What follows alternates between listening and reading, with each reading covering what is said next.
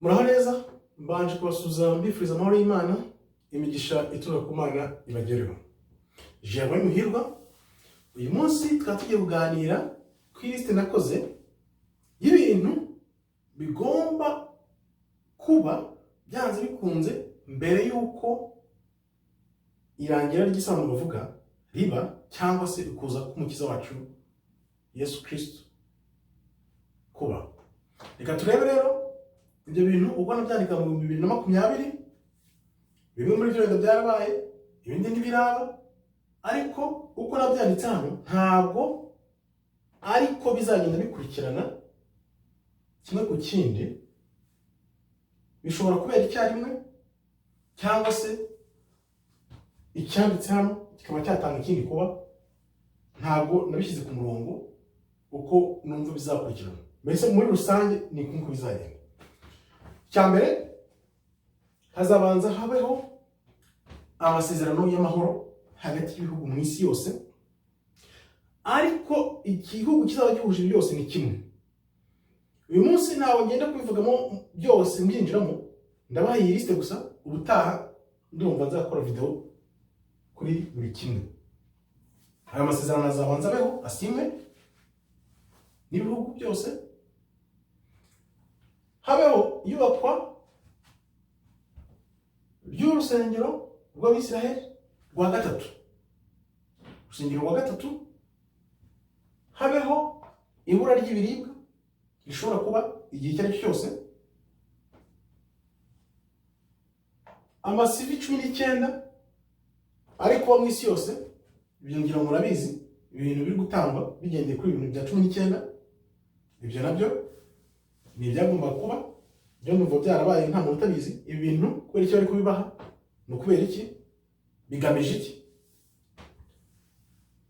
Rapture kujyanwa mu ijuru, nk'uko abantu benshi kunavuga ngo bazaterwa no guhumbya bajyanwe mu ijuru.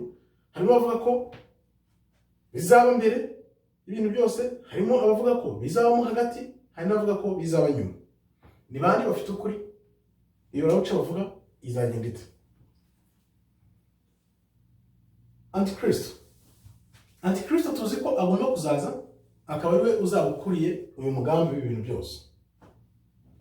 Agomba kuza rero akagaragazwa, agahabwa ubutware butazamara igihe kirekire, nubwo tubizi ko bizamara imyaka 3 n'igice gusa. Igishushanyo cy'inyamaswa cyangwa se ikirango cy'inyamaswa kizahabwa abantu mu kaboko kw'iburyo cyangwa mu ruhanga, nacyo kizabaho. Hazabaho ugukusanywa k'ubwoko bw'Imana buvanwa mu mpande enye z'isi, nabyo bizaba. Intambara ya gatatu y'isi yose, kugira ngo umugambi wa Antikristo usozwe, byanze bikunze intambara ya gatatu igomba kubaho, kuko hari ibihugu bimwe bishyigikiye umugambi wabyo n'ibindi bishyigikiye undi mugambi. Urumva rero kugira ngo bihuze ntabwo bishoboka, hagomba kuzabaho intambara kugira ngo bimwe bitsinde ibindi biganze, noneho bishyire imigambi yabyo mu bikorwa. Amasivi 20 abyo bita bagenda bavuga ngo ni ibindi byuririzi byiriye ndwara bigenda biza, ngira ngo muri kubibona. Uyu munsi baravuga ngo haje ngo iki ngiki, ngo alpha beta, ngo delta, ibintu ngibyo nabyo murabibona. Kazaza amakuba, tribulation, amakuba akomeye n'akaga. Ibyo ntabwo natinya kuvuga ko twabyinjiyemo nubwo bitari byigaragaza neza, ariko birahari.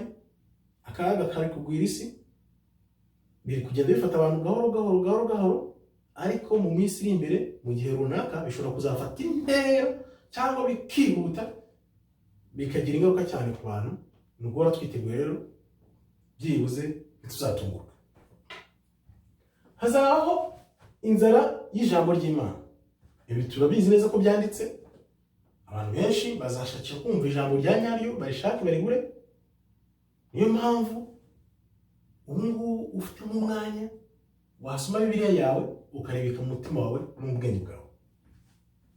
Hazabaho ifaranga rimwe, kugira ngo ibihugu byose biyoborwe bihurizwe hamwe, nuko hagomba kuzabaho ifaranga rimwe, cyangwa se ikintu kizajya gituma abantu bahaha kimwe nk'uko ifaranga turizi rikazaba ari rimwe.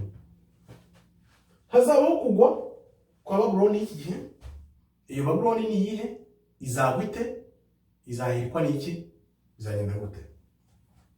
Hazabaho abantu kumva badashaka kumva ijambo ry'Imana, bamwe batarishaka, harimo abazarishaka bakaribura, harimo n'abazaribona bakanga kuryumva kubera ko bazanagira imitima yabo bagakurikira inyamaswa n'igishushanyo cyayo na Antikristo. Hakazaba rero intambara ya Armageddon izabera Megido, ariyo rurangiza kuko nababwiye ntabwo nagiye mbishyira ku murongo ko bizakurikirana. Armageddon iriya ntambara yaho niyo umwami n'umukiza wacu Yeshua HaMashiach twita Kristo azarwana akazabanesha ingabo zabo zahateguriwe kugira ngo zimurwanye. Ibyo nabyo twazabyinjiramo, ariko niyo ntambara rurangiza izatuma Satani atsindwa n'abagaragu be bose ubuziraherezo. Hazabaho iyerekwa ry'ubwoko bw'Imana nyabwo bugaragazwe, abantu batangare. Abantu benshi bazi ko bariya bari hariya ari bo, ariko hazabaho igaragazwa ry'abantu ba nyabo ba kiriya gihugu bizatangaza abantu benshi cyane, biri mu bizatangaza isi ikagwa hasi ikunamira umwami igasenga ipfukamye. Hazaza guverinoma imwe izayobora isi yose, ikazaba iyobowe n'uwo Antikristo uzagenda uhuza utwo duhugu twose, n'ubuyobozi azaba yaragiye ashyiraho mu duhugu twose tuzahinduka nk'intara, noneho tukazajya dukusanyirizwa munsi ya Antikristo ari uzaba uyobora ibintu byose. Ariko abantu baba beshye cyangwa se biyita mu bwoko bw'Imana, kugira ngo bayobye uburari, hari ikintu bazakora nk'ikizaba gisanishwa no gukusanya ubwoko bw'abantu bw'Imana buvanwa mu mpande enye z'isi. Byaranatangiye murabibona, harimo bavuga ngo barava hano bakajya ngaha ngo bakajya muri kiriya gihugu ngo baratahutse. Ariko uko tubizi, impamvu byita ko ari fake nuko iryo kusanywa ry'abantu bavanwa mu mpande enye z'isi ntabwo rizakorwa n'umuntu. Imana ibitubwira neza mu gitabo cyayo ko ari izabyikorera ikoresha ukuboko kwayo kw'imbaraga. Imana rero niyo izavana abo bantu mu bihugu aho bari ibagarura mu gihugu cyayo yabageneye. Ibi rero bariya bazakora niyo mpamvu byita fake, kandi barabitangiye. Bavana abantu muri Afurika y'Epfo, bakabavana muri za Amerika, za Canada, Uburayi, ibi byose bakabajyana, bakavuga ngo baratahutse. Nuko icyo babikora, kandi tuzi ko Imana ubwayo ivuga ngo ninjye uzabivaniraho nkabazana. Niyo mpamvu rero ari fake kandi izakomeza. Noneho bizagaragara abantu bose, abantu bavuge ngo abantu batahutse byarangiye. No, ntabwo ariko bimeze. Imana niyo yonyine ifite ukuntu izabigenza. Nk'uko byagenze muri Egiputa, niko bizagenda muri ino minsi igiye kuza, ariko noneho bikazaba mu buryo butangaje. Imana inatubwira ngo ibyo izakora ibavana muri izo mpande enye ikanaberekana, bizatuma Egiputa yibagirana, kuko ntawe Egiputa izaba ikiri igitangaza gitangaje abantu nk'uko bidutangaza ubu. Ibyo Imana izakora bizaba biturenze cyane na kure, ku buryo tuzareba tukavuga tuti Imana uri Imana nyamana, abantu bose bakazapfukama bakaramya Imana holy holy holy holy. Ibyo turabizi. Nuko bivuze rero hagomba kubaho idini rimwe. Iryo dini rimwe rero, abo bantu b'imigambi ya Antikristo bavuga ko iyo amadini ari menshi atatanye ntabwo bishobora gutuma ubuyobozi buhura. Kuko burya idini rirakomeye mu myemerere n'imyumvire y'abantu. Kugira rero ngo babashe kuyoborwa, nuko idini rizakorwa rigashyirwaho ari rimwe, abantu bose bakajya muri uwo mutaka w'idini rimwe.